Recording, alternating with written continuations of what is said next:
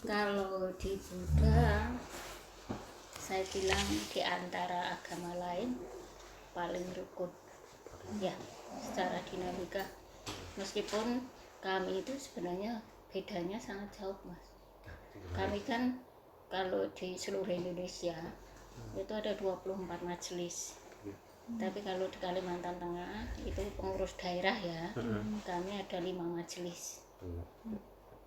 5 majelis itu PD, masih PC. Nah, itu pun dari 5 majelis sudah tata caranya sudah beda, bahkan makan pun berbeda.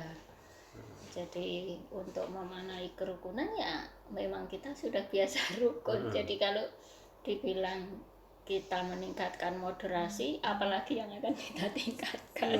Kalau saya bilang gitu, karena moderasi itu nggak usah ngomong, tapi kita langsung praktek. Mau memahami apa ya, mau memahami yang lain, mau mengerti yang lain, itu aja sudah cukup, itu moderasi. Jadi nggak usah sampai gebur-gebur yang harus kediklat, harus itu nggak usah.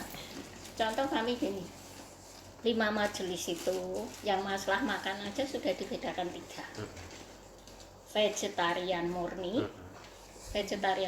ini bahkan apalagi hewani ya, bawang putih, bawang merah pun tidak makan ya. Plus itu adalah hanya sayuran ya. Kemudian yang kedua semi vegetarian itu tidak makan hewani tapi telur masih makan, bawang putih, bawang merah masih makan, seperti saya itu semi. Yang ketiga itu semua bebas, jadi makan tapi ada aturan ya. Aturannya itu tidak melihat pada saat dibunuh, tidak mendengar misalnya belahayam keok gitu ya, itu tidak prasangka. Misalnya Mbak sama Mas dosen, saya panggil Mbak aja, itu saya sajikan makanan zaman prasangka, jangan-jangan ini khusus buat saya. Nah itu nggak makan, itu masalah makan aja. Jadi contohnya kami pada saat ini yang kerukunannya kegiatan itu kami memang settingkan untuk teman-teman, namanya Wihara Maitreya. Maitreya itu memang yang untuk doktrinnya tinggi vegetarian, itu vegan, malah bukan vegetarian. Kalau vegetarian masih makan telur, ini vegan itu memang sayuran pure itu. Nah pada saat kegiatan kami sudah pesan misalnya di hotel ya, tapi karena kadang kan kelupaan juga budaya atau masih ada bawangnya, mereka nggak pernah masalah mas. Yang bisa dia makan, bahkan nasi sama semangka dia makan, dia nggak pernah sampai ini hal kecil. Jadi bukan yang kita debatkan doktrinnya, bukan.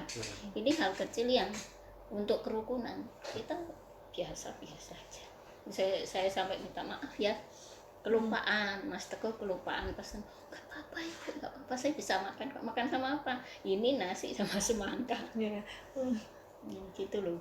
Jadi itu hal kecil yang sebenarnya kalau orang tidak mau memahami itu dia anggap wah ini haram buat saya, ini halal buat saya, itu kan sama juga gitu. Tapi bagi kami karena sudah wong kita memang bagaimanapun sudah berbeda, mau disamakan juga nggak bisa. Cuma memang secara ajaran kita satu.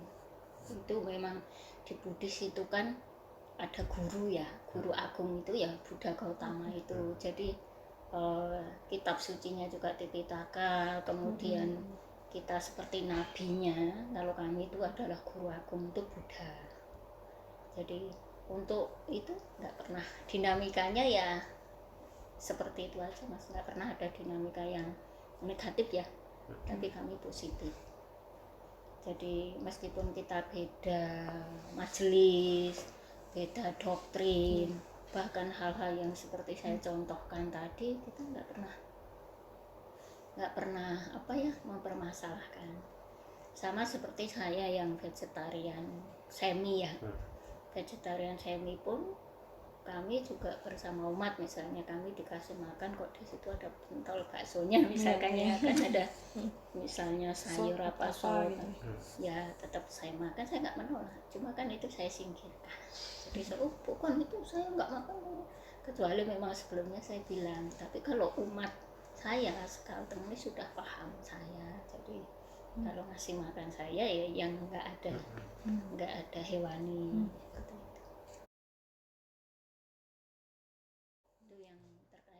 Dinamika kerukunannya itu kami nggak pernah ada masalah, karena kami di dalam tidak ada masalah, kami di luar pun diterima itu. Jadi intern dan ekstern itu pasti kita saling berdampingan. Contoh ya Mas ya, contohnya misalnya karena kami kan vegetarian, misalnya mengundang teman-teman yang muslim, kami harus menjelaskan dulu bahwa kami memang nggak ada hewani, jadi kan bisa makan bahkan bukan 100% halal, 1000 halal, karena ini kan nggak ada atau hanya tahu tempe gitu ya.